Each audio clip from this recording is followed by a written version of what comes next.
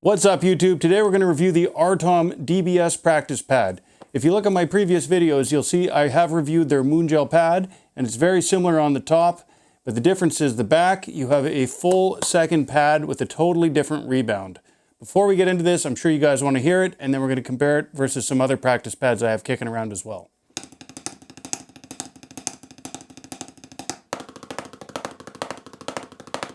The first thing you're going to notice, this thing has next to no rebound. Watch what happens when I drop my stick.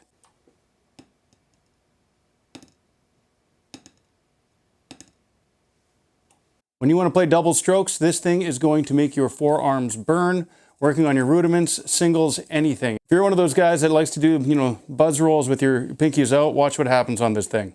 It's not going to work. There's no free strokes. Next, the brand new side here, you'll notice it has a relatively squishy feel to it as well. It's not rock hard like some of those other practice pads, and I find that really helps with the wrist fatigue and just feeling like you're playing on a coffee table.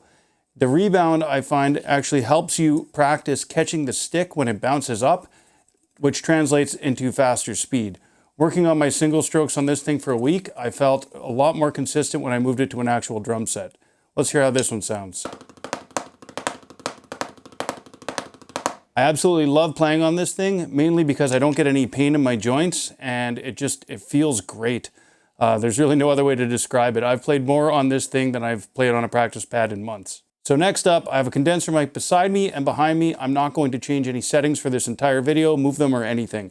I'm going to compare versus several of the other practice pads I've kicking around here. First up, we have the ProLogix. I'm going to go over the blue, then the red, and you're going to hear the difference between both sides of the new Artom pad. So here's the Blue Lightning.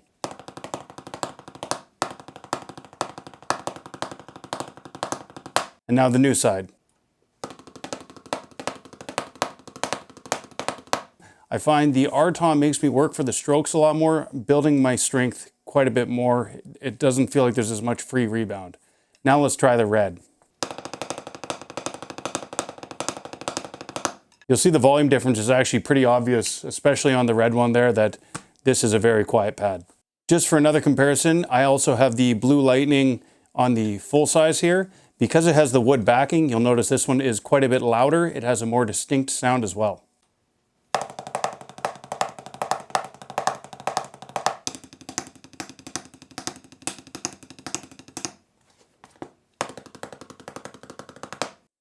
Now, another practice pad I think every drummer has, the Evans Real Feel pad. Personally, if I was in a marching band and I wanted to learn to play on something that feels like a glass tabletop, this is what I would use. But let's hear how this one sounds.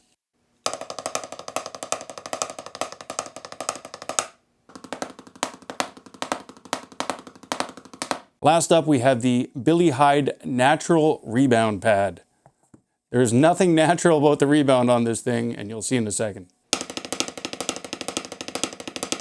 This thing feels like that Evans pad on steroids. It's rock hard, and it just sounds almost abrasive. Now you'll see the difference. It's a little bit thicker than the previous Moongel pad. This is fantastic. When I played a gig last week, I set it up on a table. I was able to warm up before my set. It doesn't slide around or anything like that. This nice rubberized bottom keeps it in place too. I have other practice pads that they kind of bounce all over the place and slide around. This thing stays put. Now the last thing I'm going to do, I'm going to quickly switch to some 2B sticks for you guys that like to, use big sticks and hit really hard, just so you can kind of get the sound of it. It's still much quieter than all the other pads.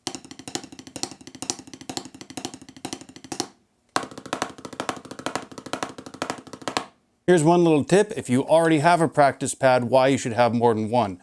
Every single drum has a different tension on the head. So when you're doing a roll on your snare, to your toms, to your floor tom, it changes.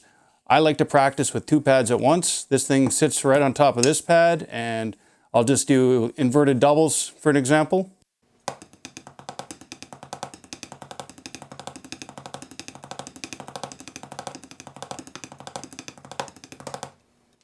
You can do this while you're watching TV. You can do this while you're playing a video game. It's a great way to get practicing and be able to move around your kit freely. You can do the 6-stroke roll like I've been doing in most of this video as well.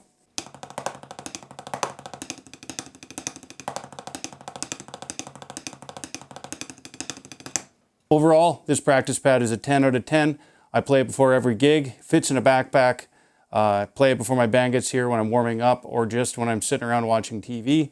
I suggest you go get one. It is going to make your singles, your doubles, your rudiments, and just your overall endurance better.